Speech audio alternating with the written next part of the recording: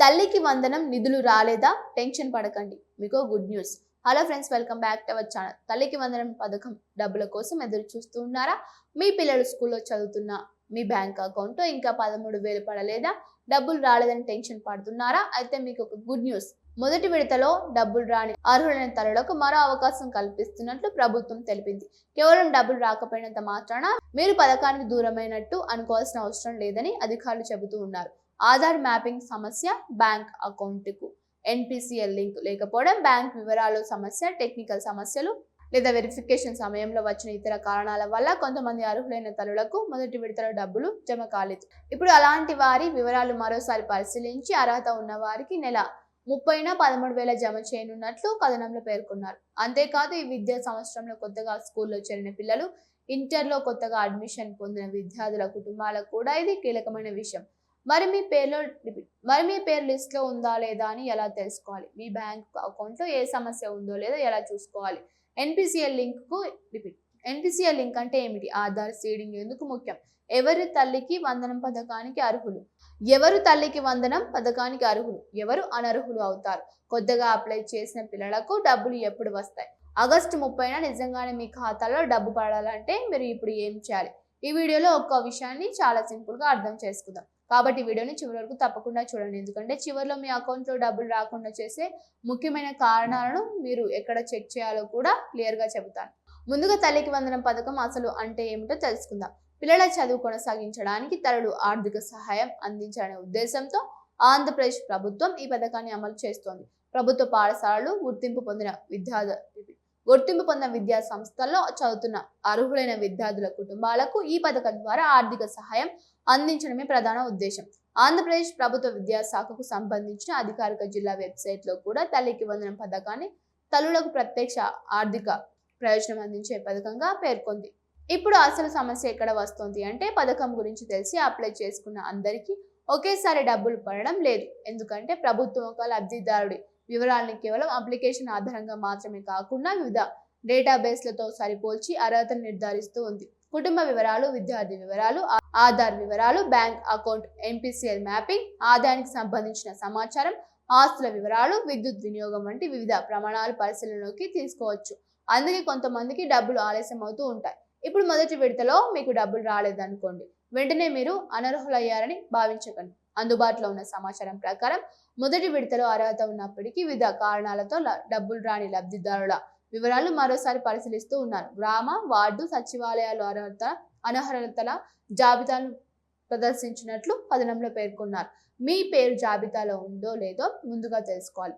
మీ పేరు అర్హత జాబితాలో ఉంటే కానీ డబ్బులు రాకపోతే బ్యాంక్ అకౌంట్కి సంబంధించిన సమస్య ఉండే అవకాశం ఉంది. మీ పేరు అనర్హుల జాబితాలో ఉంటే ఎందుకు అనర్హులుగా చూపించాలో తెలుసుకోవాలి.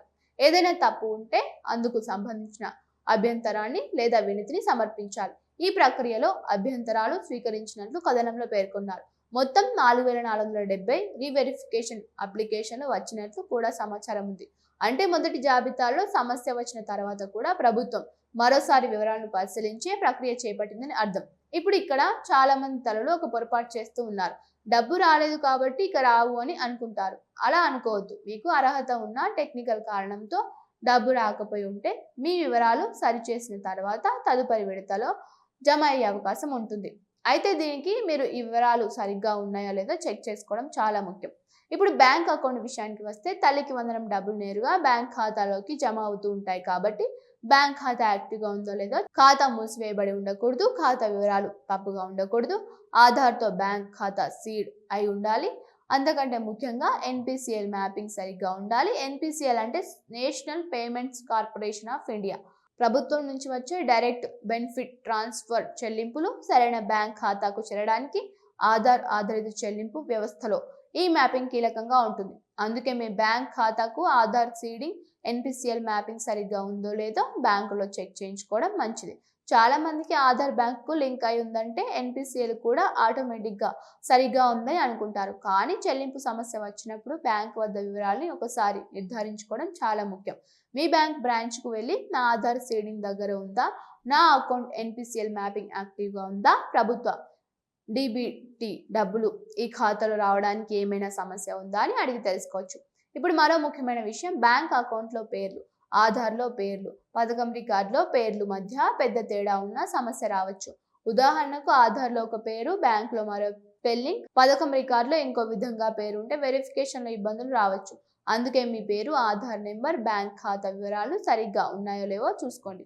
ఇప్పుడు తల్లికి వందనం పథకం ద్వారా ఎంత మొత్తం వస్తుందనే విషయానికి వస్తే, కథనంలో ఒక్కో విద్యార్థికి 15,000 ఆమోదించినప్పటికీ 13,000 తల్లి ఖాతాలో జమ అవుతాయని పేర్కొన్నారు. అంటే మీ ఖాతాలో 13,000 క్రెడిట్ అవుతుందని ఈ కథనంలో చెబుతోంది. అయితే ఇది మీ కుటుంబ అర్హత, విద్యార్థి అర్హత, ప్రభుత్వం తుది వెరిఫికేషన్ వంటి అంశాలపై ఆధారపడి ఉంటుంది. కాబట్టి ప్రతి ఒక్కరి ఖాతాలో ఆటోమేటిక్గా 13,000 వస్తుందని అనుకోవద్దు. అర్హత ఉన్న వారికి మాత్రమే ప్రభుత్వం నిర్ణయించిన విధానం ప్రకారం నిధులు జమ అవుతూ ఉంటాయి. ఇప్పుడు ఎవరు ఈ పథకానికి అర్హులు అనే విషయాన్ని చూద్దాం. మీరు ఇచ్చిన సమాచారం కొన్ని ముఖ్యమైన అర్హత ప్రమాణాలు ఉన్నాయి.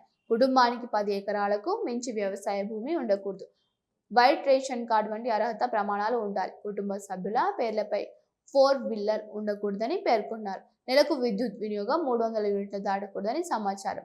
కుటుంబంలో ఆదాయ పన్ను చెల్లించే వ్యక్తి ఉండకూడదని పేర్కొన్నారు. పట్టణ ప్రాంతంలో నిర్దిష్ట పరిమితికి మించి ఇల్లు లేదా స్థలం ఉండకూడదనే ప్రమాణం కూడా ఉంది. అయితే ఇక్కడ ఒక ముఖ్యమైన జాగ్రత్త, ప్రభుత్వ పథకాల అర్హత నిబంధనలు కాలానుగుణంగా మారవచ్చు. కాబట్టి ఈ ప్రమాణాలను కేవలం వార్తా కథనం ఆధారంగా మాత్రమే నిర్ణయించుకోకూడదు. మీ కుటుంబానికి వర్తించే ప్రస్తుత అధికారిక నిబంధనలను తప్పకుండా పరిశీలించండి. ఇప్పుడు మీ పేరు అర్హత జాబితాలో ఉందో లేదో ఎలా చూసుకోవాలనే ప్రశ్నకు వస్తున్నా, మీరు ఇచ్చిన సమాచారంలో స్కామ్ ఎలిజిబిలిటీ చెక్ చేసుకోవడం అధికారిక పోర్టల్లో సూచించారు. ఇక్కడ ఆధార్ నంబర్ వంటి అవసరమైన వివరాలు నమోదు చేసి మీ అర్హత లేదా స్టేటస్ను పరిశీలించుకునే అవకాశం ఉంటుంది. అయితే ఏ వెబ్సైట్లో అయినా మీ ఆధార్ వివరాలు నమోదు చేసే ముందు అది నిజంగా ప్రభుత్వ అధికారిక పోర్టల్ అయినా అని నిర్ధారించుకోవాలి. అనధికారిక వెబ్సైట్లో వ్యక్తిగత వివరాలు ఇవ్వకూడదు. మీ గ్రామం లేదా వార్డు సచివాలయంలో కూడా మీ స్టేటస్ గురించి తెలుసుకోవచ్చు. ఇప్పుడు కొత్తగా స్కూల్లో చేరిన పిల్లల విషయం చాలా ముఖ్యమైనది. ఈ విద్యా సంవత్సరంలో కొత్తగా బడిబాట పట్టిన పిల్లలు, ఇంటర్లో కొత్తగా చేరిన విద్యార్థులకు దరఖాస్తు చేసుకునే ముందు ఆగస్టు 25 వరకు సమయం ఉన్నట్లు కథనంలో పేర్కొన్నారు. అంటే మొదటి విడతలో లేని కొత్త విద్యార్థుల వివరాల్ని కూడా ప్రభుత్వం సేకరిస్తోంది. ఈ దరఖాస్తు పూర్తయ్యాక అధికారులు వాటిని పరిశీలిస్తారు. అర్హత ఉన్న వారి వివరాలను తుది జాబితాలో చేర్చే అవకాశం ఉంటుంది. కథనం ప్రకారం ఆగస్టు 30న గ్రామ వార్డు సచివాలయాల్లో ఫైనల్ లిస్ట్ ప్రకటించడంతో పాటు అర్హులైన వారి ఖాతాలో 13,000 జమ చేయనున్నట్లు పేర్కొన్నారు. కానీ ఇక్కడ కూడా ఒక విషయం గుర్తుంచుకోవాలి. ఆగస్టు 30న అందరి ఖాతాలో తప్పకుండా డబ్బు పడుతుంది అనే అర్థంలో తీసుకోకూడదు. తుది వెరిఫికేషన్ పూర్తయిన అర్హులైన లబ్ధిదారులకు ప్రభుత్వం ప్రకటించిన ప్రకారం నిధులు జమ అవుతాయని అర్థం. బ్యాంకింగ్ ప్రక్రియ లేదా ఇతర సాంకేతిక కారణాల వల్ల క్రెడిట్ సమయంలో కొంత మారవచ్చు. ఇప్పుడు మీ డబ్బులు రావాలంటే మీరు ఇప్పుడే చేయాల్సిన పనులు ఏంటి అనే విషయాన్ని కూడా చాలా సింపుల్గా చెబుతాను. మొదటిది, మీ గ్రామం లేదా వార్డు సచివాలయంలో మీ పేరు అర్హుల జాబితాలో ఉందో లేదో చెక్ చేసుకోవాలి. రెండోది, మీ పేరు అనర్హత జాబితాలో ఉంటే కారణం ఏంటో తెలుసుకోండి. మూడోది, మీ ఆధార్ బ్యాంక్ ఖాతాతో సీడ్ అయిందో లేదో చెక్ చేయండి. నాలుగోది, NPCL మ్యాపింగ్ సరిగ్గా ఉందో లేదో బ్యాంక్లో నిర్ధారించుకోండి. ఐదోది, మీ బ్యాంక్ అకౌంట్ యాక్టివ్గా ఉందో లేదో చూసుకోండి. ఆరోది, ఆధార్ బ్యాంక్ పథకం రికార్డులో మీ పేరు, ఇతర వివరాలు సరైన విధంగా ఉన్నాయో లేదో చూడండి. ఏడోది, మీ పిల్లవాడు లేదా పిల్లల స్కూల్ లేదా ఇంటర్లో ప్రస్తుతం చదువుతున్న వివరాలు సరిగ్గా నమోదయ్యా లేదా చెక్ చేసుకోండి. ఎనిమిదవది, కొత్త అడ్మిషన్ అయితే సంబంధిత పాఠశాల లేదా కాలేజీ రికార్డులో విద్యార్థి వివరాలు సరిగ్గా ఉన్నాయో లేదా చెక్ చేయండి. తొమ్మిదవది, ఏమైనా అభ్యంతరం ఉంటే సచివాలయంలో అందుబాటులో ఉన్న అధికారులను సంప్రదించి అవసరమైన ప్రక్రియ పూర్తి చేయండి. ఇక ఇప్పుడు చాలా మంది అడిగే ప్రశ్న, నా అకౌంట్కి NPCL లింక్ లేదంటే డబ్బు పోతుందా? సాధారణంగా టెక్నికల్ సమస్య కారణంగా చెల్లింపు జరగకపోతే అనర్హత కోల్పోవడం తప్పనిసరి కాదు. కానీ ప్రభుత్వం చెల్లింపు చేయడానికి అవసరమైన బ్యాంకింగ్ వివరాలు సరిగ్గా ఉండాలి. అందుకే సమస్యను ముందుగానే సరిచూసుకోవడం మంచిది. డబ్బులు వస్తున్నాయని భావించి బ్యాంక్ వివరాలు చెక్ చేయకుండా కూర్చోవడం కంటే ఇప్పుడే బ్రాంచ్కి వెళ్ళి అన్ని వివరాలు సరిగ్గా ఉన్నాయో లేదో చూసుకోవడం మంచిది. ఇప్పుడు ఇంకో ఆసక్తికరమైన విషయం, తల్లికి వందనం పథకం కేవలం డబ్బు వచ్చే పథకంగా మాత్రమే చూడకూడదు. పిల్లల చదువుల కోసం కొనసాగించడానికి కుటుంబాలకు ఆర్థిక సహాయం అందించడం దీని ప్రధాన ఉద్దేశం. పేద మధ్యతరగతి కుటుంబంలో పిల్లల విద్యకు అయ్యే ఖర్చులు తల్లిదండ్రులను భారంగా మారవచ్చు. పుస్తకాలు, యూనిఫామ్, ప్రయాణం, ఇతర విద్యా అవసరాలు, ఎలాంటి ఖర్చుల సమయంలో ప్రభుత్వం నుంచి వచ్చే ఆర్థిక సహాయం కుటుంబానికి ఉపయోగపడుతూ ఉంటుంది. అందుకే అర్హులైన కుటుంబాలు పథకం ప్రయోజనం పొందడానికి తమ వివరాలు సరిగ్గా ఉండేలా చూసుకోవాలి. ఇప్పుడు ఒక ఉదాహరణతో అర్థం చేసుకుందాం. ఒక తల్లి తన పిల్లవాడి స్కూల్లో చదివిస్తోంది. ఆమె పథకానికి అర్హురాలు. మొదటి విడతలో అందరి ఖాతాలో డబ్బులు జమ అయ్యాయి, కానీ ఆమెకు మాత్రం డబ్బు రాలేదు. ఆమె బ్యాంకుకు వెళ్లి చూసుకుంటే ఆధార్ సీడింగ్ ఉన్న ఎన్పిసిఎల్ మ్యాపింగ్ లో సమస్య ఉందని తెలిసింది. ఇలాంటి సందర్భాల్లో నాకు పథకం రాదు అని నిరాశ చెందకుండా బ్యాంక్ సమస్యను సరి చేసుకొని సచివాలయం తన స్టేటస్ ను మరోసారి చెక్ చేసుకోవడం ముఖ్యం. మరో ఉదాహరణ, ఒక విద్యార్థి కొత్తగా ఇంటర్లో చేరాడు. మొదటి జాబితాలో అతని పేరు ఉండకపోవచ్చు. అందుకే అతన్ని కుటుంబం కొత్త విద్యార్థుల కోసం ప్రభుత్వం ఇచ్చిన దరఖాస్తు అవకాశాన్ని వినియోగించుకోవాలి. దరఖాస్తు తర్వాత అధికారులు విద్యార్థి వివరాలు పరిశీలిస్తారు. అర్హత ఉంటే తుది జాబితాలో చేరే అవకాశం ఉంటుంది. అందుకే కొత్త అడ్మిషన్లు పొందిన విద్యార్థుల తల్లిదండ్రులు కూడా ఈ ప్రక్రియ నిర్లక్ష్యం చేయకూడదు. ఇప్పుడు మరో ముఖ్యమైన విషయం, తల్లికి వందనం డబ్బులు వస్తాయని చెప్పే ఎవరైనా మీ దగ్గరికి వచ్చి డబ్బులు అడిగితే జాగ్రత్తగా ఉండండి. మీ పేరు లిస్ట్లో ఉండడం మీ పేరు లిస్ట్లో పెడతాం, డబ్బులు వెంటనే పడేలా చూస్తాం, ఎన్పిసిఎల్ లింక్ చేస్తామంటూ మధ్యవర్తులు డబ్బులు అడిగే అధికారిక సిబ్బంది కాదని నిర్ధారించుకోకుండా ఎలాంటి చెల్లింపులు చేయకండి. ప్రభుత్వ పథకాల ప్రక్రియను సాధ్యమైనంత వరకు అధికారిక సచివాలయం, బ్యాంక్ లేదా ప్రభుత్వ పోర్టల్ ద్వారా మాత్రమే పూర్తిగా చూసుకోండి. ఇప్పుడు ఈ వీడియోలో చాలా ముఖ్యమైన పాయింట్కి వద్దాం. మీకు మొదటి విడతలో డబ్బులు రాలేదంటే మీరు ఏం చేయాలి? 1. టెన్షన్ పడకండి. 2. మీ పేరు లిస్ట్లో ఉందో లేదో చూసుకోండి. 3. అనర్హత కారణంగా ఉంటే తెలుసుకోండి. 4. ఆధార్, ఎన్పిసిఎల్, బ్యాంక్ ఖాతా వివరాలు సరిచేసుకోండి. 5. అవసరమైన సచివాలయంలో అభ్యంతరం లేదా వినతి సమర్పించండి. 6. కొత్త విద్యార్థి అయితే దరఖాస్తు గడువు వెరిఫికేషన్ ప్రక్రియ పాటించండి. 7. ప్రభుత్వం ప్రకటించే తుది జాబితాను పరిశీలించండి. 8. బ్యాంక్ క్రెడిట్ స్టేటస్ను చెక్ చేయండి. ఈ 8 విషయాలు గుర్తుంచుకుంటే మీకు ఏ సమస్య ఉందో తెలుసుకోవడం సులభమవుతూ ఉంటుంది. ఇప్పుడు ఆగస్టు 30న ఏం జరుగుతుందనే విషయానికి మరోసారి క్లియర్గా చెబుతాను. మీరు ఇచ్చిన కథనం ప్రకారం అభ్యంతరాలు, రీవెరిఫికేషన్, కొత్త దరఖాస్తులు, పరిశీలన వంటి ప్రక్రియలు తర్వాత తుది జాబితాను ప్రకటించండి. అర్హులైన లబ్ధిదారుల ఖాతాల్లో 13,000 జమ చేయనున్నట్లు ప్రభుత్వం తెలిపినట్లు సమాచారం. అయితే ఇది 2026 ఆగస్టు 9 నాటి వార్తా సమాచారం. కాబట్టి వీడియోను ప్రచురించే సమయానికి తేదీ, చెల్లింపు ప్రక్రియ లేదా అర్హతల్లో మార్పులు వచ్చాయా అనే విషయాన్ని అధికారిక ప్రభుత్వ ప్రకటన ద్వారా మరోసారి చెక్ చేసుకోవడం మంచిది. ప్రభుత్వ పథకాల విషయంలో ఇదే అత్యంత ముఖ్యమైన జాగ్రత్త. సోషల్ మీడియాలో వైరల్ అయ్యే మెసేజ్ని నమ్మడం కంటే అధికారిక సమాచారాన్ని నమ్మండి. మీ పిల్లల విద్యకు సంబంధించిన పథకం కాబట్టి ఒక చిన్న తప్పు కూడా మీకు నష్టం కలిగించవచ్చు. కాబట్టి ఆధార్ నెంబర్, బ్యాంక్ వివరాలు, ఇతర వ్యక్తిగత సమాచారాన్ని అనధికారిక వ్యక్తులతో పంచుకోకండి. చివరిగా ఈ మొత్తం సమాచారాన్ని ఒకసారి రీక్యాప్ చేద్దాం. తల్లికి వందనం పథకంలో మొదటి విడతలో డబ్బులు రాని అర్హులైన తల్లులకు మరో అవకాశం కల్పిస్తున్నట్టు సమాచారం వచ్చింది. Aadhaar mapping, NPCL linking, bank వివరాలు లేదా ఇతర టెక్నికల్ కారణాల వల్ల డబ్బులు రాకపోయినా అర్హత ఉన్నవారు వివరాల్ని రీవెరిఫికేషన్ చేస్తూ ఉన్నారు.